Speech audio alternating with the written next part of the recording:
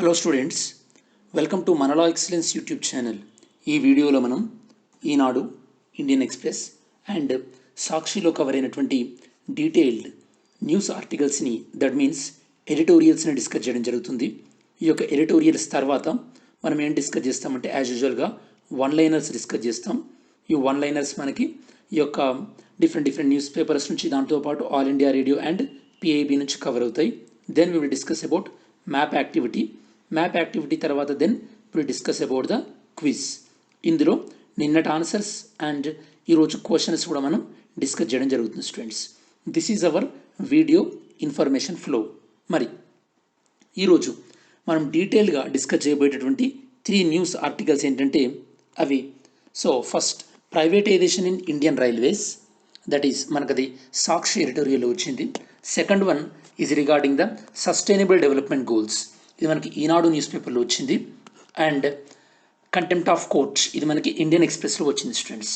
దాంతోపాటు మనం one liners point of వ్యూలో ఈ యొక్క 6 ఆర్టికల్స్ కూడా మనం డిస్కస్ చేయడం జరుగుతుంది. మరి మనం ఫస్ట్ ఆర్టికల్ చూసినట్టయితే కనుక రైల్వే లైను ప్రైవేట్ బాధుడు, ఇది మనకి ప్రైవేటైజేషన్ గురించి స్టూడెంట్స్. ఓకే, అంటే సో అసలు గవర్నమెంట్ యొక్క డిసిషన్ ఏం తీసుకుంది రైల్వేలో ప్రైవేటైజేషన్ గురించి, దాంతోపాటు అసలు పబ్లిక్ ఇన్స్టిట్యూషన్స్కి ప్రైవేట్ ఇన్స్టిట్యూషన్స్కి అంతగా డిఫరెన్స్ ఏముంది, దాంతోపాటు ఈ యొక్క ప్రైవేటైజేషన్ ఏదైతే ఉందో ఈ యొక్క ప్రైవేటైజేషన్ వల్ల ప్రోస్ అండ్ కాన్స్ అంటే లైక్ ఈ యొక్క advantage and disadvantages we are going to discuss. Okay, so now ఈరోజు ఆర్టికల్లో కవర్ అయింది ఏంటంటే ఇది, సో ఇది ఈ ఆర్టికల్ క్లిప్పింగ్ ఇది సాక్షి న్యూస్ పేపర్ నుంచి మనం క్లిక్ చేయడం జరిగింది. మరి సో కేంద్ర ప్రభుత్వం రైల్వేలో ప్రైవేటీకరణ గురించి ఈ యొక్క డిసిషన్ అనేది ఇవ్వడం జరిగింది. యాక్చువల్లీ ఎప్పుడైతే కనుక ఈ యొక్క 2017లో ఈ యొక్క రైల్వే బడ్జెట్ని తీసివేశారో అప్పుడే ఈ యొక్క రైల్వేస్ యొక్క ప్రైవేటీకరణకి ఈ యొక్క స్టార్ట్ అయింది అన్నటువంటి ఇండికేషన్ వచ్చింది స్టూడెంట్స్. మరి తాజాగా రీసెంట్గా ఒక 109 రూట్స్లో 151 ప్రైవేట్ ట్రైన్స్కి అలౌ చేయడం జరిగింది కేంద్ర ప్రభుత్వం. ఓకే, సో ఇది భవిష్యత్తులో యాక్చువల్లీ ప్రభుత్వం ఏం చెప్తుందంటే ప్రైవేట్ ట్రైన్స్ ఇందులో ఫేర్ ఏదైతే ఉంటుందో, అంటే టికెట్ ప్రైస్ ఏదైతే ఉంటుందో అవి ప్రైవేట్ కంపెనీస్కే వదిలిపెట్టడం జరిగిందనమాట. అంటే వాళ్ళు ఎంతగానైనా ఈ యొక్క టికెట్ ప్రైస్ వాళ్ళు ఫిక్స్ చేసుకోవచ్చు.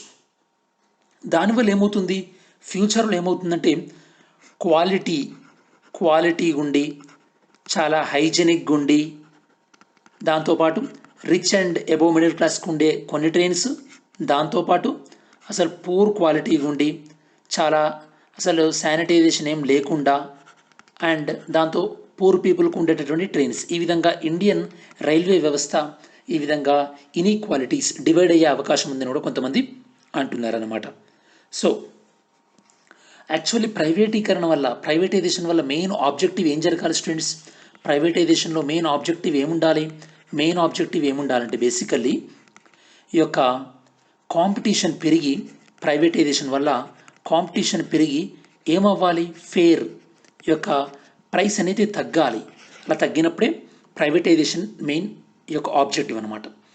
ఈ యొక్క ప్రైవేటైజేషన్ చేసే టైంలో కేంద్ర ప్రభుత్వం యాక్చువల్లీ 2015లో ఈ ప్రైవేటైజేషన్ ప్రపోజల్ కన్నా ముందు కేంద్ర ప్రభుత్వం ఏం చెప్పిందంటే గవర్నమెంట్ ద్వారా ప్రైవేట్ ద్వారా మేము రైల్వేలోకి ఆల్మోస్ట్ 8.5 లక్షల కోట్లు ఇన్వెస్ట్మెంట్ అట్రాక్ట్ చేసి రైల్వేస్ని బలోపేతం చేస్తామని చెప్పాయి అనమాట. ఇప్పుడు ఆ సంగతి అలా పక్కన పెట్టేసి ఉన్నటువంటి రైల్వేస్ని స్ట్రెంథన్ చేయడం కాకుండా ఈ యొక్క గవర్నమెంట్ ట్రైన్స్ని ప్రైవేట్ ట్రైన్స్తో సబ్స్టిట్యూట్ చేస్తున్నారు. సో అంటే ఇప్పుడు ఇదివరకు ఏదైతే చెప్పామో ఈ యొక్క న్యూ ట్రాక్స్ కన్స్ట్రక్షన్ కానీ లేదా మోడ్రన్ రైల్వేస్ని సమకూర్చుకోవడం, ఇట్లాంటి వాటిపైన ఇప్పుడు మనం కాన్సన్ట్రేట్ చేయలేదు. దాంతోపాటు ఫస్ట్ మనం ఈ యొక్క ప్రైవేటైజేషన్ డిస్కస్ చేసే కన్నా ముందు ఇండియన్ రైల్వేస్ అసలు ఇన్ని ప్రాబ్లమ్స్ ఎందుకు ఫేస్ చేయాల్సి వచ్చిందో చూద్దాం స్టూడెంట్స్. ఏ సిస్టమ్నైనా సరే ప్రభుత్వాలు కొన్ని సంవత్సరాలుగా పట్టించుకోకుండా ఉంటే అవి ఎలా తయారవుతాయో చెప్పడానికి బెస్ట్ ఎగ్జాంపుల్ బిఎస్ఎన్ఎల్ లాంటి సంస్థ కానీ, ఎంటీఎన్ఎల్ లాంటి సంస్థ కానీ, లేదా ఇండియన్ రైల్వేస్ లాంటి సంస్థలు కానీ. అంటే ప్రభుత్వాలు ఆదాయాలు వచ్చేటటువంటి కార్యకలాపాలపైన తన యొక్క దృష్టిని పెట్టకుండా వాటిని వదిలేస్తే, నెగ్లెక్ట్ చేస్తే, నిర్లక్ష్యం చేస్తే ఏ విధంగా అవుతుంటే ఇవి ప్రత్యక్షమైనటువంటి ఎగ్జాంపుల్స్. సో ఎప్పుడైతే కనుక కొత్తగా ట్రాక్స్ వేయడంలో మనం స్లో అయ్యామో, కొత్త ట్రైన్స్ని ప్రవేశపెట్టడంలో మనం చాలా డిలే చేశామో, ఇలాంటి కీలకమైనటువంటి విభాగాలని మనం ఈ యొక్క ఒక లాజిక్ లేకుండా ఈ యొక్క విస్తరించడం వల్ల ఏమైందంటే రైల్వే క్రమేపీ ఈ యొక్క వీక్ అవ్వడం స్టార్ట్ చేసింది. దాంతోపాటు ఎవరు రైల్వే మినిస్టర్ ఉంటే వాళ్ళ స్టేట్కి అక్కడ డిమాండ్ ఉన్నా లేకపోయినా అక్కడికి ట్రైన్ ట్రాక్లు వేసుకోవడం, దాంతోపాటు అక్కడ రైల్వే జోన్లు పెట్టుకోవడం, వీటి వల్ల క్రమేపీ రైల్వే యొక్క సమస్యలను ఎదుర్కొంటూ వచ్చింది స్టూడెంట్స్. నెక్స్ట్ ఏంటంటే చాలామంది మనం చాలా ఎడిటోరియల్లో కూడా చూస్తుంటాం, ప్రైవేటైజేషన్ చేస్తేనే ఏదో బాగుపడుతుంది అనుకుంటారు స్టూడెంట్స్. కాకపోతే నిజానికి ప్రైవేట్ రంగం బెటరా, పబ్లిక్ రంగం బెటరా అంటే అది క్వశ్చన్ అనేది మీనింగ్లెస్ క్వశ్చన్. ఎందుకంటే అసలు ఎఫిషియన్సీ సమర్థవంతంగా నిర్వహించగలిగితే ప్రైవేట్ దానికి పబ్లిక్ దానికి పెద్ద తేడా ఏముండదు స్టూడెంట్స్. దేన్నైనా కూడా ఎఫిషియన్సీగా నిర్వహించితే కనుక దాన్ని మనం ప్రాఫిట్ వైపు ఈ యొక్క రన్ చేయించవచ్చు.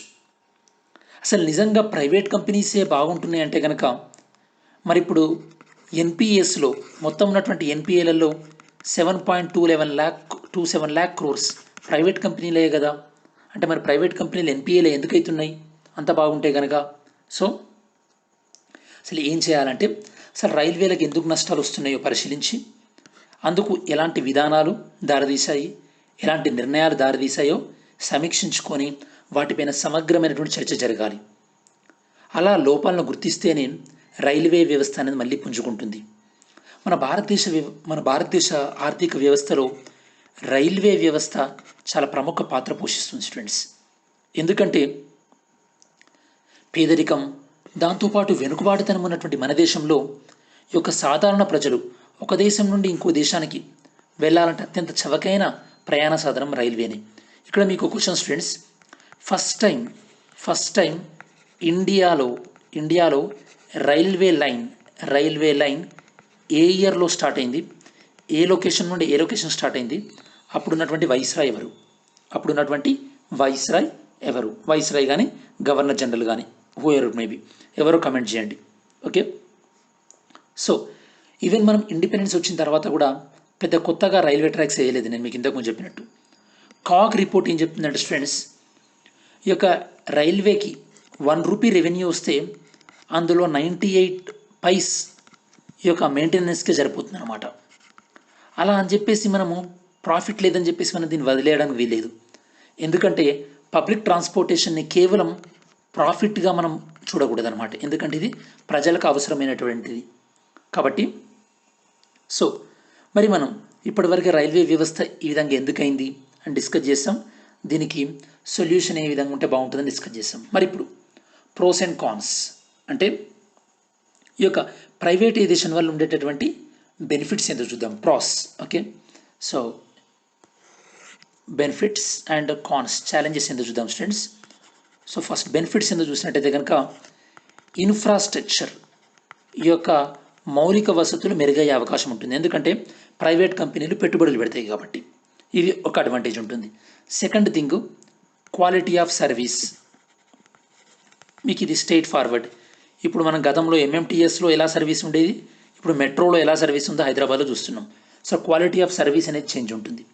మన ఇందులో ఛాలెంజెస్ ఏముంటుంది స్టూడెంట్స్, ఈ యొక్క ప్రైవేట్ ట్రైన్స్ లిమిటెడ్ కవరేజ్ మాత్రమే ఇచ్చే అవకాశం ఉంటుంది. అంటే ఎక్కడైతే కనుక లాభాలు వస్తాయో ఆ రూట్లలోనే నడుపుతారు, నష్టాలలో వచ్చి రూట్లలో వీళ్ళు నడపరు. దాంతోపాటు ఇప్పుడు చెప్తున్నట్టు ఇంక్రీజ్డ్ ఫేర్స్, ఈ యొక్క టికెట్ ప్రైసెస్ ఎక్కువ ఉండడం అదొకటి. దాంతోపాటు ఇన్ని రోజులు ఇండియన్ రైల్వేస్కి గూడ్స్లో ఎక్కువ ప్రాఫిట్స్ వస్తే దాన్ని ప్యాసింజర్లోకి షిఫ్ట్ చేసేవాళ్ళు, అంటే క్రాస్ సబ్సిడైజేషన్ ఉండేది. ఇప్పుడు ఈ యొక్క క్రాస్ సబ్సిడైజేషన్ అనేది ఉండదన్నమాట. ఈ యొక్క ప్రైవేట్ వాళ్ళకు వచ్చిన తర్వాత, ఎందుకంటే వాళ్ళకు వచ్చిన ప్రాఫిట్స్ వాళ్ళే యూజ్ చేసుకునే అవకాశం ఉంటుంది, వేరే గవర్నమెంట్ డిపార్ట్మెంట్లకి ఉండే అవకాశం ఉండదు, పంపించే అవకాశం ఉండదు. Fourth one, conflict of interest.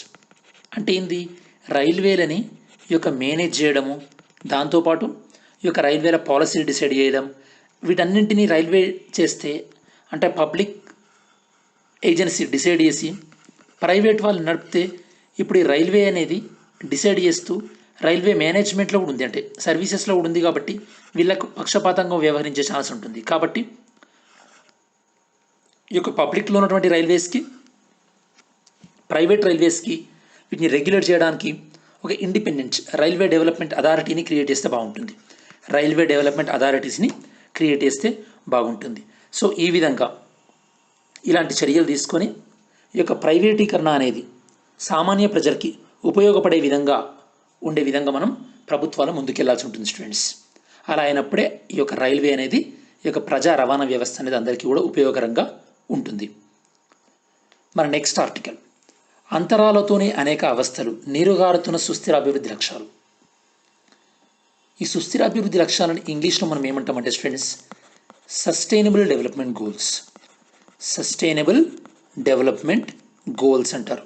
Okay, వీటిని 2015లో టేకప్ చేయడం జరిగింది. టార్గెట్ ఇయర్ ఎప్పటి వరకు, 2030 వరకు. వీటికన్నా ముందున్నటువంటి గోల్స్ ఏంటంటే మిలీనియం డెవలప్మెంట్ గోల్స్.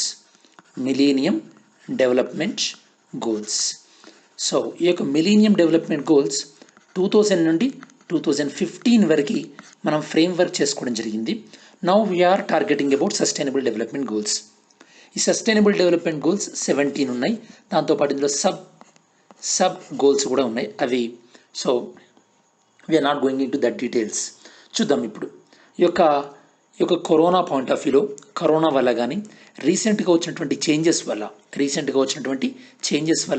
ఈ యొక్క గ్లోబల్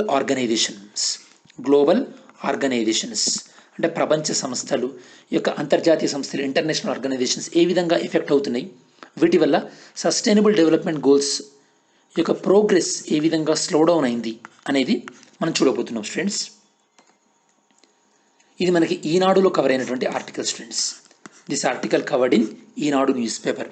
ఓకే, ఈ స్లైడ్లో మీరు చూడొచ్చు 17 సస్టైనబుల్ డెవలప్మెంట్ గోల్స్.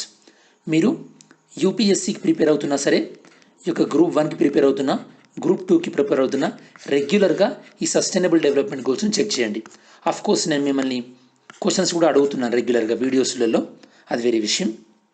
దెన్ ఇప్పుడు మనం చూస్తే కనుక స్టూడెంట్స్, ఈ యొక్క అంతర్జాతీయంగా అంటే ఇంటర్నేషనల్ వైజ్ పెరుగుతున్నటువంటి ఈ యొక్క అసమానతల గురించి 2005లో యుఎన్ఓ డిస్కస్ చేస్తూ 2030 నాటికి సాధించాల్సినటువంటి లక్ష్యాలని ఈ యొక్క సుస్థిరాభివృద్ధి లక్ష్యాలుగా ఆమోదించుకోవడం జరిగిందనమాట.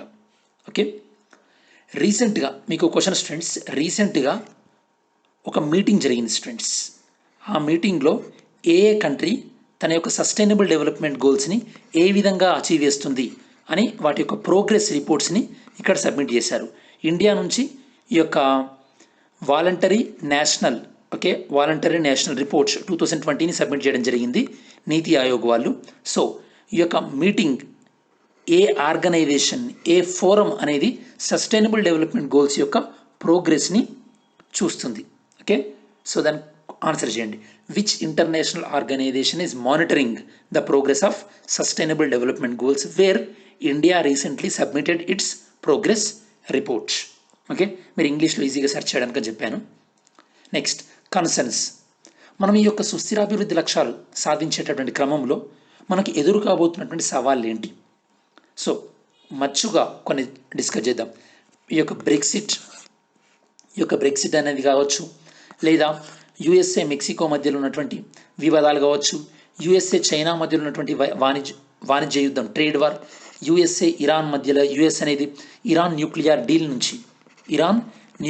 డీల్ నుంచి వెళ్ళిపోవడం కానీ, లేదా ఈ యొక్క కోవిడ్ విస్తరణ కానీ, లేదా యుఎస్ అనేది WHO నుండి ఎగ్జిట్ అవ్వడం, వీటన్నింటికి ఏంటంటే బేసికల్లీ మన ప్రపంచానికి ఒక ఎఫెక్టివ్ లీడర్షిప్ అంటే ప్రపంచము ఒక సవాళ్ళు ఎదుర్కొంటున్నటువంటి, ఒక సంక్షోభం ఎదుర్కొంటున్నటువంటి సమయంలో ఈ యొక్క ప్రపంచానికి ఒక సమర్థవంతమైనటువంటి నాయకత్వం లేకుండా పోయింది అన్నటువంటి అంశాన్ని ఇది స్పష్టంగా మన కళ్ళ కట్టినట్టు చెప్తుంది స్టూడెంట్స్. ఓకే, సో ఈ మ్యాప్లో చూసినట్టయితే కనుక ప్రపంచంలో ఇన్ఈక్వాలిటీస్ ఏ విధంగా ఉన్నాయో చూస్తే కనుక లైక్ రష్యాలో కానీ, చైనాలో కానీ, లేదా కొన్ని ఆఫ్రికన్ కంట్రీలో, దాంతోపాటు కొన్ని సౌత్ అమెరికన్ కంట్రీలో, మెక్సికోలో, ఈ దేశాలలో ఆర్థిక అసమానతలు, ఇన్ఈక్వాలిటీస్ ఎక్కువగా ఉన్నాయన్నమాట. ఓకే, ఒక దేశంలో ఇన్ఈక్వాలిటీస్ ఉండడమే కాదు, వివిధ దేశాల మధ్యలో కూడా ఇన్ఈక్వాలిటీస్ పెరిగిపోతున్నాయి. యాక్చువల్లీ ఈ సస్టైనబుల్ డెవలప్మెంట్ గోల్స్లో గోల్ నెంబర్ 10 దాని యొక్క లక్ష్యం ఏంటంటే దేశాల మధ్యలో అసమానతలు తగ్గించాలి. అంటే inequalities between the nations should be reduced. ఇది గోల్ నెంబర్ 10 యొక్క లక్ష్యం అన్నమాట. మరి వివిధ దేశాలలో ఎకనామిక్ ఇన్ఈక్వాలిటీస్, ఆర్థిక అసమానతలు ఏ విధంగా పెరుగుతున్నాయో చూసినట్టయితే కనుక ఇండియా కానీ, చైనా కానీ, దాంతోపాటు కొన్ని అభివృద్ధి చెందిన దేశాల్లో ఈ యొక్క ఆర్థిక అసమానతలు పెరిగిపోతున్నాయి. అభివృద్ధి చెందిన దేశాల్లోనే ఆర్థిక అసమానతలు పెరిగిపోతున్నాయి అంటే ఇక తక్కువ ఆదాయం ఉన్నటువంటి, మధ్య ఆదాయం ఉన్నటువంటి దేశాల్లో ప్రజల మధ్యలో ఉన్నటువంటి ఆర్థిక అసమానతలు ఏ విధంగా పెరిగిపోతున్నాయో మనం చెప్పాల్సిన పని లేదు. అసలు ప్రపంచం మొత్తంగా కూడా ఆర్థిక అసమానతలు ఎదుర్కొంటున్నటువంటి దేశాల్లోనే 71% ప్రజలు ఉన్నారన్నమాట. అంటే ఎక్కువ మంది ప్రజలు ఆర్థిక అసమానతలను ఎదుర్కొంటున్నారు. దాంతోపాటు ప్రపంచ జనాభాలో ఈ యొక్క సగం సంపద కూడా 1% ఉన్నటువంటి అతి సంపన్నుల చేతిలోనే ఉంది. దాంతోపాటు ఈ యొక్క ఏ దేశాలలోనైతే కనుక ఈ యొక్క అట్టడుగున ఉన్నటువంటి 40% పేదలకు దక్కుతున్నటువంటి ఆదాయం ఆ దేశాల్లోనే కేవలం 25% ఆదాయం మాత్రమే ఈ యొక్క 40% ప్రజలకు దక్కుతుంది. మిగతా ఆదాయం కూడా ఈ యొక్క పేద ప్రజలకి దక్కట్లేదు. అంటే ఆర్థిక అసమానతలు పెరిగిపోతున్నాయి. ఎప్పుడైనా గుర్తుపెట్టుకుని స్టూడెంట్స్, ఏ సమాజంలోనైతే ఆర్థిక అసమానతలు పెరుగుతాయో, లైక్ ఎకనామిక్ ఇన్ఈక్వాలిటీస్ పెరుగుతాయో, ఆ సమాజంలో అన్రెస్ట్, అశాంతి అనేది వస్తుంది. అప్పుడు ఏమవుతుంది, ఆ సమాజంలో లాలెస్ సొసైటీ, అంటే ఎలాంటి ఈ యొక్క చట్టాలు న్యాయాలు లేనటువంటి సొసైటీ స్టార్ట్ అవుతుంది. దాన్ని మనం ఎనార్కీ అంటారు అన్నమాట.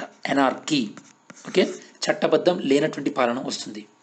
సో మరి ఈ యొక్క అంతర్జాతీయ సంస్థల పాత్ర ఏ విధంగా ఉంది, ఈ యొక్క అంతర్జాతీయ సంస్థల పాత్ర ఏ విధంగా మారుతూ వస్తుందో చూద్దాం మనం. ఓకే, కోవిడ్ వల్ల చాలా అంతర్జాతీయ సంస్థలు తమ యొక్క ప్రాముఖ్యాన్ని కోల్పోయాయని మనం గతంలో డిస్కస్ చేసాం. అది G20 కావచ్చు, లేదా WHO కావచ్చు, ఇట్లాంటి లేదా UNO కావచ్చు, కొన్ని రకాలైనటువంటి అంతర్జాతీయ సంస్థలు ఈ యొక్క కోవిడ్ సందర్భంలో తమ యొక్క అశక్తతను, తమ యొక్క ఇన్కాంపిటెన్సీని బయటపెట్టాయి. దాంతోపాటు ఇంటర్నేషనల్ క్రిమినల్ జస్టిస్ ఇట్లాంటి కోర్టుల యొక్క ఆదేశాలు కూడా ఎవరు ఫాలో అవ్వట్లేదు. మరి ఈ సందర్భంలో అంతర్జాతీయ సంస్థల యొక్క పాత్ర ఏందో చూసినట్టయితే కనుక ఈ యొక్క మనం వాతావరణ మార్పులు కానీ, లేదా మైగ్రేషన్, రెఫ్యూజీ క్రైసిస్, ఇలా ఒక్కొక్క దేశం ఒక్కొక్క విధంగా మాట్లాడితే మనం ఈ యొక్క సస్టైనబుల్ డెవలప్మెంట్ గోల్స్ని అచీవ్ చేయడం చాలా కష్టం అన్నమాట. మరి ఈ యొక్క డెవలప్డ్ కంట్రీస్ ఏవైతే ఉంటాయో అవి ఈ యొక్క ఫాజిల్ ఫ్యూయల్స్ని తగ్గించాలి. అలా అయితేనే మనం వాతావరణ మార్పుల్ని అరికట్టగలుగుతాం. మరి ఇలాంటి సమస్యలను ఏ ఒక్క దేశమో పరిష్కరించదు. మరి ఇలాంటి సమస్యలను పరిష్కరించాలంటే ఈ యొక్క అంతర్జాతీయ సమాజం మొత్తం కూడా ఐక్యంగా కృషి చేయాలి. దాంతోపాటు ఈ యొక్క ట్యాక్స్ కట్టని వాళ్ళు ఎవరైతే ఉంటారో వాళ్ళు ఒక దేశం నుండి ఇంకో దేశానికి వెళ్తున్నారు. దాంతోపాటు ఈ యొక్క టెర్రరిస్టులకు ఫండింగ్ కూడా ఒక దేశం నుంచి ఇంకో దేశానికి వెళ్తుంది. దాంతోపాటు ఇంటెలెక్చువల్ ప్రాపర్టీ రైట్స్, వీళ్ళు కూడా ఒక దేశం నుంచి ఇంకో దేశానికి ఈ యొక్క క్రైమ్ చేస్తున్నారు. వీటిని నియంత్రించాలంటే ఆబ్వియస్గా ఒక దేశానికి ఇంకో దేశానికి ఖచ్చితంగా సహకరించుకోవాల్సినటువంటి పరిస్థితి ఎంతైనా ఉంది. కాబట్టి రాబోయే రోజులలో ఈ యొక్క అంతర్జాతీయ సంస్థలని మనం ఈ యొక్క బలపరచాలి తప్ప వీటిని బలహీనపరచకూడదు. మనం బలపరిచినట్టయితేనే ఈ యొక్క సుస్థిరాభివృద్ధి లక్ష్యాలను చేరుకోగలుగుతాం. మరి యొక్క సుస్థిరాభివృద్ధి లక్ష్యాలను చేరుకునేటువంటి క్రమంలో ఉండేటటువంటి సమస్యలు ఏంటి, వాటికి మన దగ్గర ఉన్నటువంటి పరిష్కారాలు ఏందో చూద్దాం. సో ఈ యొక్క ఇంటర్నెట్ కానీ, మొబైల్ ఫోన్ల వాడకం కానీ, ఇవి ఎడ్యుకేషన్ని కానీ, ఎడ్యుకేషన్ హెల్త్ని కానీ అలానే ఆర్థిక సేవలను అందరికీ అందుబాటులోకి తీసుకొస్తుంది. చాలా మంచి అంశం. కాకపోతే ఈ యొక్క ఇంటర్నెట్ స్మార్ట్ ఫోన్ అనేది రిచ్ కంట్రీలో 87% ప్రజలకు అందుబాటులో ఉంటే పూర్ కంట్రీస్లో కేవలం 19% మాత్రమే అందుబాటులో ఉంది. కాబట్టి ఈ యొక్క డిజిటల్ గ్యాప్ ఏదైతే ఉందో దాన్ని తక్కువ చేయాలి. దానివల్ల ఏమవుతుంది సో దానివల్ల ఈ యొక్క మనం ఈ యొక్క ఇనీక్వాలిటీస్ని మనం తగ్గించవచ్చు అన్నమాట. ఈ యొక్క ఇనీక్వాలిటీస్ని మనం తగ్గించవచ్చు స్టూడెంట్స్. దేనివల్ల? ఈ యొక్క డిజిటల్ గ్యాప్ని తగ్గించడం వల్ల. అంటే అందరికీ కూడా ఈ యొక్క డిజిటలైజేషన్ చేరుబాటులో తీసుకొచ్చే విధంగా. ఓకే, నెక్స్ట్ ఇంకా ఏం చేయాలంటే ఈ యొక్క వాతావరణ మార్పులు ఉంటాయి కదా స్టూడెంట్స్. వాతావరణ మార్పుల వల్ల ఎక్కువ నష్టపోయేది ఎవరు? Poor people. అవునా కదా? కాబట్టి ఎప్పుడైనా సరే మనం యొక్క శిలాజ ఇంధనాల నుంచి అంటే ఫాజిల్ ఫ్యూయల్ నుంచి కొత్త టెక్నాలజీకి మారే ముందు ఈ యొక్క పూర్ పీపుల్ని దృష్టిలో పెట్టుకొని మారాలన్నమాట. అంటే పూర్ పీపుల్ కూడా వాళ్ళు ఈ యొక్క రెన్యూబుల్ ఎనర్జీని వినియోగించడానికి వాళ్ళకి కావాల్సినటువంటి ఫండింగ్, వాళ్ళకి కావాల్సినటువంటి వివిధ రకాలైనటువంటి స్కీమ్స్ ద్వారా వాళ్ళు కూడా కొత్త టెక్నాలజీని ఉపయోగించుకునే విధంగా మనం ప్రోత్సహించాలి. అంటే కొత్త సాంకేతిక పరిజ్ఞానం అనేది సంపన్నులకే పరిమితం కాకుండా అందరికీ కూడా చేరువయ్యేలా ప్రభుత్వాలు తగిన జాగ్రత్త తీసుకోవాలి. దాంతోపాటు ఇదివరకు ఓల్డ్ టెక్నాలజీస్ ఏవైతే క్రియేట్ చేసాయో జాబులు, న్యూ టెక్నాలజీ వల్ల జాబులు పోతున్నాయి. మరి ఈ జాబులు పోతున్న వాళ్ళకి ప్రత్యామ్నాయ ఈ యొక్క ఏర్పాట్లు చేసే విధంగా ప్రభుత్వాలు చర్యలు తీసుకోవాలి. అదేవిధంగా ఈ యొక్క అసంఘటిత రంగంలో అనార్గనైజ్డ్ సెక్టార్లో ఎవరైతే ఉంటారో వాళ్ళకి, దాంతోపాటు కాంట్రాక్ట్ బేస్ ఒప్పంద కార్మికులు ఎవరైతే ఉంటారో వాళ్ళకి సరైనటువంటి రక్షణలు కల్పించినట్టయితే కనుక ఈ యొక్క ఆదాయ అసమానతలు ఇంకా పెరిగే అవకాశం ఉంటుంది. కాబట్టి వాళ్ళకి సరైనటువంటి ఈ యొక్క రక్షణలు కల్పించాల్సినటువంటి అవసరం ప్రభుత్వాలపైన ఎంతైనా ఉంది. సో మరి మనకు ముందున్నటువంటి ఇంకా ప్రభుత్వాలు ఏం చేయాలి స్టూడెంట్స్? Way forward. ఫస్ట్ ఆదాయ అసమానతలు తగ్గించాలి, అది ప్రధానమైనటువంటి టార్గెట్. నెక్స్ట్ సోషల్ సెక్యూరిటీ అనేది ఉండాలి. దానికి కావాల్సిన నిధులను ప్రభుత్వాలు సమీకరించుకోవాలి. ఎందుకంటే ఏ సమాజంలో సోషల్ సెక్యూరిటీ ఉంటుందో అంటే ప్రజలందరికీ ఈ యొక్క సామాజిక భద్రత ఉంటుందో, అది నిరుద్యోగ భృతి కావచ్చు, లేదా వృద్ధులకు ఇచ్చేటటువంటి పెన్షన్స్ కావచ్చు, ఏ సమాజంలోనైతే కనుక ఈ యొక్క సోషల్ సెక్యూరిటీ అనేది ఉంటుందో ఆ సమాజం ఈ యొక్క సస్టైనబుల్ డెవలప్మెంట్ గోల్స్ తొందరగా సాధిస్తుంది. ఓకే, మరి ఈ విషయాలలో 2017లో కేవలం 29% ప్రపంచ జనాభా మాత్రమే ఈ యొక్క సోషల్ సెక్యూరిటీని అనుభవిస్తున్నారు. సో అందరికీ సోషల్ సెక్యూరిటీ వచ్చే విధంగా ప్రభుత్వాలు చర్యలు తీసుకోవాల్సినటువంటి అవసరం ఎంతైనా ఉంది. సో ఫైనల్ కంక్లూజన్ పాయింట్ ఏంటంటే స్టూడెంట్స్, పర్యావరణ సమస్య కానీ, ఆర్థిక సమస్య కానీ, సామాజిక సమస్యలపైన ప్రపంచ సంస్థలన్నీ ఉమ్మడిగా పోరాడినప్పుడే మనం ఈ సస్టైనబుల్ డెవలప్మెంట్ గోల్స్ని అందుకోవడం సాధ్యమవుతుంది. మరి ఈ సస్టైనబుల్ డెవలప్మెంట్ గోల్స్ యొక్క వీటి లోపాలు, వీటి కృషిను ఎప్పటికప్పుడు మనం చర్చించుకుంటూ ముందుకు సాగాలి. ఈ యొక్క అవగాహన అన్ని దేశాల్లో ఇప్పటికీ లేదు. ఈ పరిస్థితి మారి అన్ని దేశాలు కూడా సమన్వయం చేసుకుంటూ వీటి గురించి డిస్కస్ చేసుకోవాల్సినటువంటి అవసరం ఉంది. మరి లోపాలను మనం సరిదిద్దుకొని 2030 కల్లా ఈ యొక్క సస్టైనబుల్ డెవలప్మెంట్ గోల్స్ని సాధించడానికి నూతన విధానాలను రూపొందించుకోవడం ఇప్పుడు తక్షణ అవసరం ఉన్నటువంటి సందర్భం స్టూడెంట్స్. ఓకే, ఇది ఈ యొక్క సస్టైనబుల్ డెవలప్మెంట్ గోల్స్ ప్రభుత్వాలు చేయాల్సినటువంటి పాత్ర ఏంది అనేది మనం డిస్కస్ చేయడం జరిగింది స్టూడెంట్స్. దెన్ నెక్స్ట్ మనం డిస్కస్ చేయబోయేది కంటెంప్ట్ ఆఫ్ కోర్ట్. దీన్ని మనం కోర్టు ధిక్కరణ అంటాం స్టూడెంట్స్. మరి ఇది మనకి ఈరోజు ఇండియన్ ఎక్స్ప్రెస్ న్యూస్ పేపర్లో రావడం జరిగింది. సో ఆర్టికల్ హెడింగ్ వచ్చేసి expression of opinion is not contempt. అంటే ఒక వ్యక్తి తన యొక్క భావ వ్యక్తీకరించడం అనేది కంటెంప్ట్ ఆఫ్ కోర్ట్ పరిధిలోకి రాదు అని ప్రశాంత్ భూషణ్ తన యొక్క రిప్లై ఇవ్వడం జరిగింది. అసలు దీని యొక్క బ్యాక్గ్రౌండ్ ఏంటంటే students, Prashant Bhushan lawyer cum activist. ఇతను ఈ యొక్క సుప్రీంకోర్టు యొక్క CJIలను విమర్శిస్తూ కొన్ని ట్వీట్లు వేయడం జరిగింది. గత 6 సంవత్సరాలుగా సుప్రీంకోర్టు, దాంతోపాటు 6 సంవత్సరాల్లో పనిచేసినటువంటి 4 చీఫ్ జస్టిస్ ఆఫ్ ఇండియా, వీళ్ళు భారతదేశంలోని ప్రజాస్వామ్య వ్యవస్థలను కాపాడడంలో విఫలమయ్యారు అనే ట్వీట్ చేయడం జరిగింది. దాన్ని సుప్రీంకోర్టు సుమోటోగా స్వీకరించి, సుమోటోగా అంటే తనంతట తనగా కేసు స్వీకరించి కేసును టేకప్ చేయడం జరిగిందనమాట. మరి ఈ యొక్క కంటెంప్ట్ ఆఫ్ కోర్టు గురించి ఇండియన్ కాన్స్టిట్యూషన్లో ఏ ఆర్టికల్స్ చెప్తున్నాయో మనం డిస్కస్ చేద్దాం. ఫస్ట్ అది ఆర్టికల్ 129. ఆర్టికల్ 129 అనేది సుప్రీంకోర్టుకి ఈ యొక్క కంటెంప్ట్ ఆఫ్ కోర్ట్స్ విషయంలో పనిష్మెంట్ విధించే అవకాశం హక్కులు ఇస్తుంది. దాంతోపాటు ఆర్టికల్ 142(2) ఇదేంటంటే సుప్రీంకోర్టు ఈ యొక్క కంటెంప్ట్ ఆఫ్ కోర్ట్ విషయంలో ఇన్వెస్టిగేషన్కి ఆర్డర్ చేయొచ్చు అనమాట. ఇన్వెస్టిగేషన్కి ఆర్డర్ చేసి ఒక వ్యక్తిని పనిష్ చేయొచ్చు. దాంతోపాటు ఆర్టికల్ 215 హైకోర్టుకు కూడా కంటెంప్ట్ ఆఫ్ కోర్ట్ అధికారాలు ఇవ్వడం జరుగుతుంది. స్టూడెంట్స్ నోట్, ఇక్కడ మీకు బాగా గుర్తుపెట్టుకోవాల్సిన విషయం, కంటెంప్ట్ ఆఫ్ కోర్ట్ అనే పదం మన భారతదేశ రాజ్యాంగంలో ఎక్కడా కూడా ప్రస్తావించబడలేదు. మరి ఈ కంటెంప్ట్ ఆఫ్ కోర్టుకు సంబంధించి భారత పార్లమెంట్ చేసినటువంటి చట్టం కంటెంప్ట్ ఆఫ్ కోర్ట్ 1971. మరి మీరు బాగా గుర్తుపెట్టుకుంటే కనుక కంటెంప్ట్ ఆఫ్ కోర్టును మనం 2 waysగా డివైడ్ చేయొచ్చు: civil contempt and criminal contempt. Civil contempt అంటే ఏదైనా కోర్టు ఇచ్చినటువంటి ఈ యొక్క జడ్జ్మెంట్స్ని కానీ ఆర్డర్స్ని కానీ ఇంప్లిమెంట్ చేయడంలో డిలే చేస్తే దాన్ని సివిల్ కంటెంప్ట్ అంటారు. క్రిమినల్ కంటెంప్ట్ అయితే కనుక కోర్టుని ఉద్దేశపూర్వకంగా అప్రతిష్ట చేయడం, దాంతోపాటు ఈ యొక్క కోర్టు యొక్క వ్యవహారాల్లో జ్యుడిషియల్ ప్రొసీడింగ్స్లో ఇన్వాల్వ్ అయిపోయి కోర్టు తన యొక్క బాధ్యతలను చేపట్టకుండా అడ్డగించడం, ఇవన్నింటినమాట. ఇవన్నీ కూడా కంటెంప్ట్ ఆఫ్ కోర్ట్ పరిధిలోకి వస్తాయి అన్నమాట. ఓకే, మరి దీనికి పనిష్మెంట్ ఏముంటుంది స్టూడెంట్స్? దీనికి పనిష్మెంట్ ఏముంటుందంటే జనరల్గా simple imprisonment up to 6 months లేదా ఫైన్ అప్ టు 2000 rupees వరకు ఉంటుంది. ఓకే, సో ఈ యొక్క కంటెంప్ట్ ఆఫ్ కోర్ట్ లా ఎందుకు ఉండాలని కొంతమంది అంటున్నారు. ఎందుకంటే ఈ కంటెంప్ట్ ఆఫ్ కేసులు రోజు రోజుకు పెరిగిపోతున్నాయి. దాన్ని బట్టి ఈ చట్టం యొక్క ఆవశ్యకత ఎంత ఉందో మనకు అర్థం చేసుకోవచ్చు అని కొంతమంది అంటున్నారు. అంటే చాలామంది యొక్క న్యాయస్థానం మీద ఇష్టం వచ్చినట్టు కామెంట్ చేయడం. సెకండ్ వన్ ఏంటంటే దీనివల్ల న్యాయస్థానం యొక్క రెప్యుటేషన్కి ఎఫెక్ట్ అవుతుంది. అంటే రాను న్యాయస్థానాలు ఇచ్చేటటువంటి తీర్పులు ఎవరు కేర్ చేసే అవకాశం ఉండదు.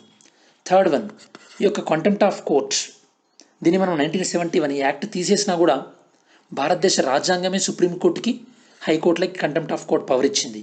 కాబట్టి రాజ్యాంగంలో ఇచ్చింది కాబట్టి సో ఈ యొక్క కంటెంప్ట్ ఆఫ్ కోర్ట్ యాక్ట్ 1971 ఉన్నా లేకున్నా కోర్టులు తమ యొక్క ఈ అధికారాన్ని ఉపయోగించుకోగలవు.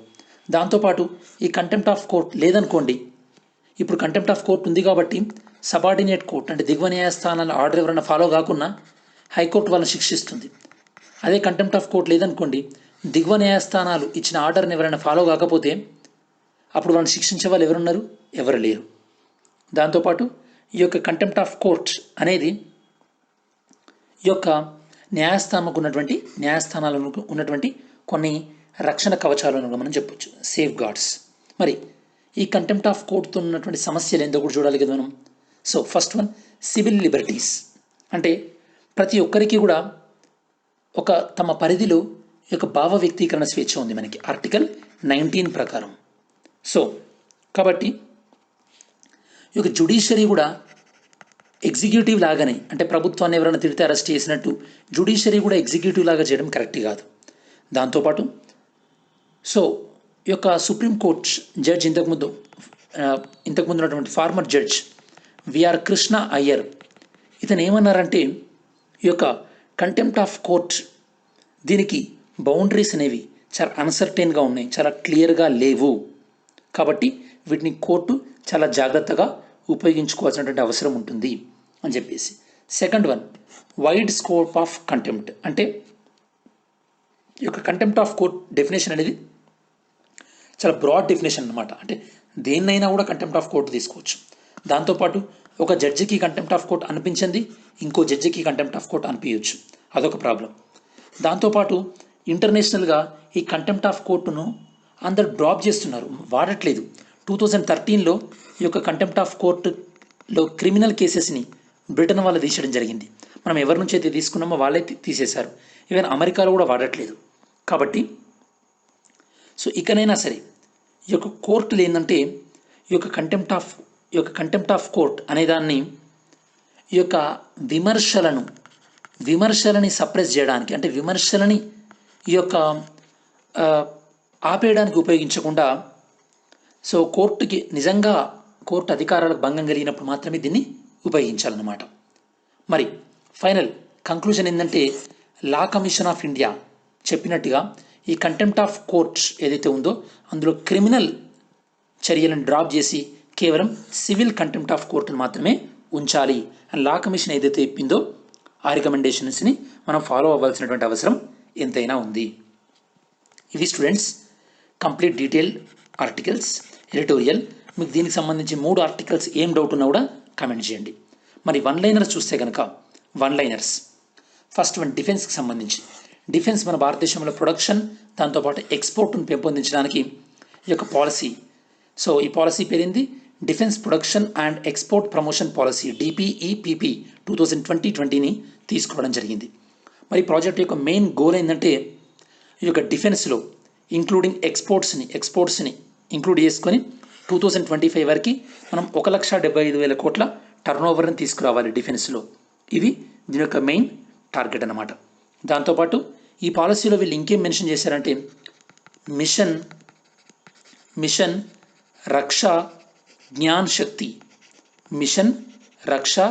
జ్ఞాన్ శక్తి.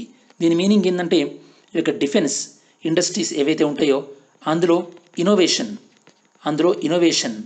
అండ్ రీసెర్చ్ యాక్టివిటీస్ని పెంచడానికి ఈ స్కీమ్ని కూడా టేకప్ చేయడం జరిగింది. దీని పేరేంది mission Raksha Gyan Shakti. Second one, this is related to Jammu కాశ్మీర్లో హెబియస్ కార్పస్ కేసులు బాగా పెరిగిపోతున్నాయట. హెబియస్ కార్పస్ అనేది ఒక రిట్, మీకు తెలిసి ఉండాలి friends. Supreme court will issue writs under article 32 and high court will issue writs under article 226. Okay, so Jammu Kashmir ఇక రాష్ట్ర హోదా రద్దు చేసిన తర్వాత అక్కడున్న చాలామందిని కూడా ఈ యొక్క పబ్లిక్ సేఫ్టీ యాక్ట్ PSA 1978 ప్రకారం అరెస్ట్ చేయడం జరిగింది.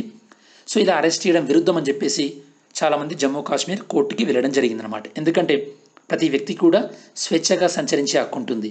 దీని ప్రకారం ఆర్టికల్ 19 మరి తన ఫండమెంటల్ రైట్స్ వైలేట్ అయితే తను వేటికి వెళ్ళొచ్చు, రిట్స్ వెళ్ళొచ్చు. సో ఈ విధంగా జమ్మూ కాశ్మీర్లో రిట్స్ కేసెస్ పెరుగుతున్నాయి. ఈ పబ్లిక్ సేఫ్టీ యాక్ట్ జమ్మూ కాశ్మీర్లో ఏదైతే ఉందో అది ఇండియా మొత్తంలో దాని పేరు ఏంటంటే నేషనల్ సెక్యూరిటీ యాక్ట్, మోరాల్లెస్ సిమిలర్గా దీన్ని 1980లో తీసుకురావడం జరిగింది. దాంతోపాటు UAPA unlawful activities prevention act దీన్ని 1967లో తీసుకోవడం జరిగింది. ఒక 2 days బ్యాక్ మీకు UAPA గురించి చెప్పడం జరిగింది స్టూడెంట్స్. UAPA గురించి చెప్పడం జరిగింది 2 days బ్యాకే మీకు. ఓకే, నెక్స్ట్ ఏంటంటే ఈ యొక్క మ్యానుఫ్యాక్చరింగ్ అంటే పర్చేసింగ్ మేనేజర్స్ ఇండెక్స్, ఇది PMI. ఇది ఏంటంటే మన భారతదేశంలో ఈ యొక్క మ్యానుఫ్యాక్చరింగ్ సెక్టార్ యొక్క యాక్టివిటీ గురించి చెప్తుంది. ఇది ఎప్పుడైనా గుర్తుపెట్టుకోండి స్టూడెంట్స్, ఈ స్కోర్ అనేది 50 కన్నా ఎక్కువ ఉంటే ఇండియాలో మ్యానుఫ్యాక్చరింగ్ పెరుగుతుంది అన్నట్టు, 50 కన్నా తక్కువ ఉంటే ఇండియాలో మ్యానుఫ్యాక్చరింగ్ తగ్గుతుంది అన్నట్టు అనమాట. సో ఇప్పుడు ఇది మ్యానుఫ్యాక్చరింగ్ తగ్గుతుంది అని ఈ ఇండెక్స్ అనేది చెప్తుంది స్టూడెంట్స్. మనకు దీని పేరు పర్చేసింగ్ మేనేజర్స్ ఇండెక్స్. ఓకే, ఈ యొక్క పర్చేసింగ్ మేనేజర్స్ ఇండెక్స్కి దాంతోపాటు ఇండెక్స్ ఆఫ్ ఇండస్ట్రియల్ ప్రొడక్షన్కి దీనికి తేడా ఏంటంటే స్టూడెంట్స్, సో ఈ యొక్క ఇండెక్స్ ఆఫ్ ఇండస్ట్రియల్ ప్రొడక్షన్ ఏంటంటే ఈ యొక్క బ్రాడర్ టర్మ్ అనమాట, చాలా బ్రాడ్గా ఓవరాల్ ఏరియా గురించి చెప్తుంది అనమాట కంపేర్ టు ఈ యొక్క పర్చేసింగ్ మేనేజర్ ఇండెక్స్. దాంతోపాటు ఈ యొక్క పర్చేసింగ్ మేనేజర్స్ ఇండెక్స్ అనేది more dynamic compare to index of industrial production. చిన్న డిఫరెన్స్ మనకు ఐడియా ఉంటే సరిపోతుంది. Fourth one, electronic vaccine intelligence network, దీన్ని మనం EVIN అంటారనమాట. దీన్ని ఎందుకు తీసుకోవడం జరిగింది? మన భారతదేశంలో ఈ యొక్క వ్యాక్సిన్ అనేది దీని ట్రాన్స్పోర్టేషన్ ఏ విధంగా ఉంది, దీని యొక్క స్టోరేజ్ ఎక్కడెక్కడ ఏ విధంగా ఉంది అంటే దీని యొక్క మానిటరింగ్ సిస్టమ్ అనమాట. ఇదంతా దీని యొక్క మానిటరింగ్ సిస్టమ్. దీన్ని బేసికల్లీ ఈ యొక్క EVIA దీన్ని మనం బేసికల్లీ మన భారతదేశం యొక్క యూనివర్సల్ ఇమ్యునైజేషన్ ప్రోగ్రామ్ ఉంది కదా, యూనివర్సల్ ఇమ్యునైజేషన్ ప్రోగ్రామ్ అంటే ఈ యొక్క సార్వత్రిక టీకాల కార్యక్రమం. ఈ ప్రోగ్రాం ఎలా సమర్థవంతంగా అమలవుతుందో చూడడానికి కోసం అని చెప్పేసి ఈ ప్రోగ్రామ్ని మనం ఉపయోగిస్తాం స్టూడెంట్స్. ఓకే, మరి ప్రోగ్రామ్ని ఇంప్లిమెంట్ ఎవరు చేస్తారంటే నేషనల్ హెల్త్ మిషన్ NHM వాళ్ళు ఇంప్లిమెంట్ చేస్తారు students, in partnership with UNDP, united nation development program వాళ్ళతోని. మరి ఈ యొక్క యూనివర్సల్ ఇమ్యునైజేషన్ ప్రోగ్రామ్, సార్వత్రిక టీకాల ప్రోగ్రామ్, దీన్ని మనం 1985లో టేకప్ చేయడం జరిగింది. 1985లో ఎన్ని వ్యాధులకు వ్యాక్సిన్స్ ఇస్తారు? 12 వ్యాధులకు వ్యాక్సిన్స్ ఇస్తారు స్టూడెంట్స్. 12 వ్యాధులకి వ్యాక్సిన్ ఇచ్చే ఉద్దేశంతో దీన్ని టేకప్ చేయడం జరిగింది. నెక్స్ట్ ఏంటంటే స్టూడెంట్స్, SpaceX క్యాప్స్యూల్. మనం గతంలోనే డిస్కస్ చేసాం. ఈ యొక్క SpaceX వాళ్ళ యొక్క క్యాప్స్యూల్ అనేది అంటే స్పేస్లోకి ఈ యొక్క డాగ్ హార్లీ అండ్ బాబ్ బెన్కిన్ వీళ్ళని తీసుకెళ్ళింది కదా, ఎక్కడికి? ఇంటర్నేషనల్ స్పేస్ స్టేషన్కి తీసుకెళ్ళింది కదా ఈ డ్రాగన్ క్యాప్స్యూల్ అనేది. వాళ్ళని తిరిగి ఇప్పుడు భూమిపైకి తీసుకొచ్చింది అనమాట. వీళ్ళు ల్యాండ్ అయింది ఎక్కడ అంటే బేసికల్లీ గల్ఫ్ ఆఫ్ మెక్సికోలో ల్యాండ్ అవ్వడం జరిగిందనమాట. గల్ఫ్ ఆఫ్ మెక్సికోలో వాటర్ ల్యాండింగ్. ఈ యొక్క US ఆస్ట్రోనాట్స్ వాటర్లో ల్యాండ్ అవ్వడం 45 సంవత్సరాల తర్వాత ఇదే మళ్ళీ ఫస్ట్ ఎక్స్పెరిమెంట్ అనమాట. First experiment. ఓకే, మరి SpaceX అనేది ఫస్ట్ టైం ఒక ప్రైవేట్ ఈ యొక్క స్పేస్ ఏజెన్సీ ఆస్ట్రోనాట్స్ని స్పేస్లోకి తీసుకెళ్ళింది, మరి తీసుకువచ్చింది అంటే సక్సెస్ఫుల్గా తన యొక్క ప్యాసింజర్ సర్వీసెస్ని ఫినిష్ చేసింది. దీనికన్నా ముందు US నుంచి ఈ యొక్క స్పేస్లోకి ఆస్ట్రోనాట్స్ని తీసుకెళ్ళినటువంటి షటిల్స్ ఏంటి? మెర్క్యూరీ, జెమినీ, దాంతోపాటు అపోలో ఈ స్పేస్ షటిల్స్, దాంతోపాటు కొలంబియా లాంటి స్పేస్ షటిల్స్ ఇదివరకు US నుంచి టేకఫ్ అవ్వడం జరిగింది ఫ్రెండ్స్. నెక్స్ట్, ఇండియాలో ఈ యొక్క కోవిడ్ ఏదైతే కనుక డ్రగ్ ఉందో, ఈ యొక్క ఆస్ట్రాజెనికా అండ్ ఆక్స్ఫర్డ్ యూనివర్సిటీ వాళ్ళు రీసెర్చ్ చేస్తున్నారు కదా, అది phase 1 అయిపోయింది కదా. phase 2, phase 3 వాళ్ళ డ్రగ్ని ఇండియాలో క్లినికల్ ట్రయల్ చేయడానికి అని చెప్పేసి DCGI, drug control general of India వాళ్ళు పర్మిషన్ ఇవ్వడం జరిగింది. ఎవరికి? Serum institute of India SSI Pune వీళ్ళకి ఇవ్వడం జరిగింది. వీళ్ళు ఇండియాలో దీని బ్రాండ్ పేరు ఏం పేరు అంటున్నారంటే కోవిషీల్డ్ వీళ్ళకి పర్మిషన్ ఇవ్వడం జరిగింది స్టూడెంట్స్. మరి ఒరిజినల్గా ఇది ఎవరు డెవలప్ చేస్తున్నారు? ఆక్స్ఫర్డ్ అండ్ ఆస్ట్రాజెనికా పార్ట్నర్షిప్లో డెవలప్ చేయడం జరుగుతుంది. ఇండియాలో పార్ట్నర్షిప్ ఎవరికి ఇచ్చారంటే సీరం ఇన్స్టిట్యూట్ ఆఫ్ ఇండియాకి ఈ యొక్క పార్ట్నర్షిప్ ఇవ్వడం జరిగింది. ఈ పాయింట్ ఆఫ్ వ్యూలో మీకు ఇంకోటి అర్థం కావాలి స్టూడెంట్స్, ఈ యొక్క ఇండియాలో ఈ యొక్క బయోఫార్మాస్యూటికల్స్ ఇండస్ట్రీస్ని దాంతోపాటు ఎడ్యుకేషన్ ఇన్స్టిట్యూషన్స్కి మధ్యలో టైఅప్ పెంచడానికి అని చెప్పేసి ఇండియన్ గవర్నమెంట్ నేషనల్ బయోఫార్మా మిషన్ని కూడా టేకప్ చేయడం జరిగింది. దీన్ని 2017లో లాంచ్ చేశారు. నేషనల్ బయోఫార్మా మిషన్ని 2017లో లాంచ్ చేశారు. ఈ యొక్క నేషనల్ బయోఫార్మా మిషన్ని ఇంప్లిమెంట్ చేసేది BIRAC stands for biotechnology industry research assistance council వీళ్ళు ఇంప్లిమెంట్ చేస్తారు స్టూడెంట్స్. ఓకే, సో ఈ విధంగా మనం ఓవరాల్గా ఈ యొక్క వన్ లైనర్స్ని డిస్కస్ చేయడం జరిగింది స్టూడెంట్స్. నెక్స్ట్, ఈ యొక్క state of Hormuz connects which 2 water bodies అని మిమ్మల్ని క్వశ్చన్ అడిగాను. దీనికి నార్త్ సౌత్ బౌండరీ ఏందని అడిగాను, దాంతోపాటు దీని యొక్క సిగ్నిఫికెన్స్ ఏందని అడిగాను. ఇది దేని కనెక్ట్ చేస్తుంది? పర్షియన్ గల్ఫ్ని దాంతోపాటు అరేబియన్ సీని కనెక్ట్ చేస్తుంది. దీని యొక్క నార్దర్న్ పార్ట్స్, దీని యొక్క నార్త్లో ఏముంటుంది? ఒమన్ ఉంటుంది, సౌత్లో ఇరాన్ ఉంటుంది. ఇది ఎందుకు చాలా ఇంపార్టెంట్ అంటే ఇది ఆయిల్ షిప్స్, ఈ యొక్క గల్ఫ్ నుంచి వచ్చే ఆయిల్ షిప్స్ అన్నిటి కూడా ఇది మెయిన్ రూట్. వీటిని మనం అప్పుడప్పుడు UPSCలో చదువుకునేటప్పుడు చోక్ పాయింట్స్ అంటారు అనమాట. ఇది జూమ్లో తీసుకుంటే కనుక Oman northern boundary, Iran southern boundary. Okay, next Agatti islands రీసెంట్గా న్యూస్లో వచ్చింది. ఇది ఏ గ్రూప్ ఆఫ్ ఐలాండ్లో ఉంది? ఈ గ్రూప్ ఆఫ్ ఐలాండ్స్కి నార్దర్న్ బౌండరీ ఏంది, సదర్న్ బౌండరీ ఏంది, దాంతోపాటు ఈ గ్రూప్ ఆఫ్ ఐలాండ్స్ ఏ లాటిట్యూడ్స్ మధ్యలో ఉన్నాయి.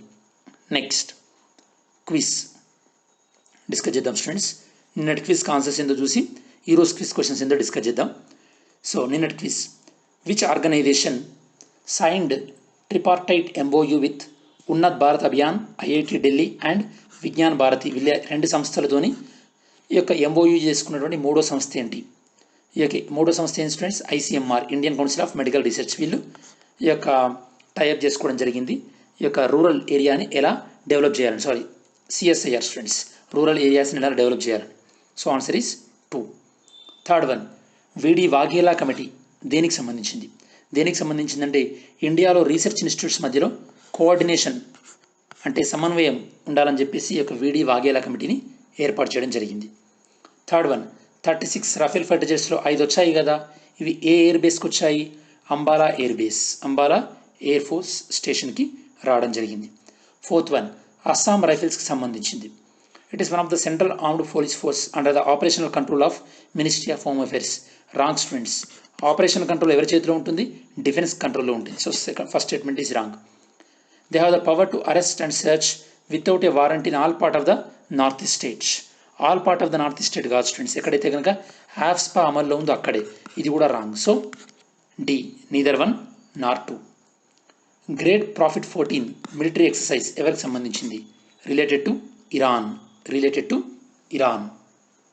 నెక్స్ట్ ఆగస్ట్, ఈరోజు quiz students, 4th August, Kaladan multi modal project, దీనికి సంబంధించి రైట్ ఆన్సర్ ఏందో ట్రై చేయండి. Second one, world day against trafficking in person ఏ రోజున మనం ఫాలో అవుతున్నాం? Third one, with respect to FDI in defence sector, what is the right answer? Fourth one, draft national education policy, ఇది ఎవరి recommendation పైన so రావడం జరిగింది? బండి కూచ్, ఇది న్యూస్లో ఉంది. సో దేనికి సంబంధించి? అలానే UNODC, United nation office and drug and crime, దీని యొక్క హెడ్ క్వార్టర్ ఎక్కడుంది? సో ఇవి స్టూడెంట్స్ ఈరోజు వీడియో మొత్తం కూడా. మరి ఈ వీడియో మీకు నచ్చినట్టయితే కనుక లైక్ చేయండి, మీ ఫ్రెండ్స్కి ఉపయోగపడుతుంది అనుకుంటే షేర్ చేయండి. అలానే మన ఛానల్కి సబ్స్క్రైబ్ చేసుకున్నట్టయితే కనుక సబ్స్క్రైబ్ చేసుకోండి. Okay, so thanks for watching this video students and see you in next video. Thank you.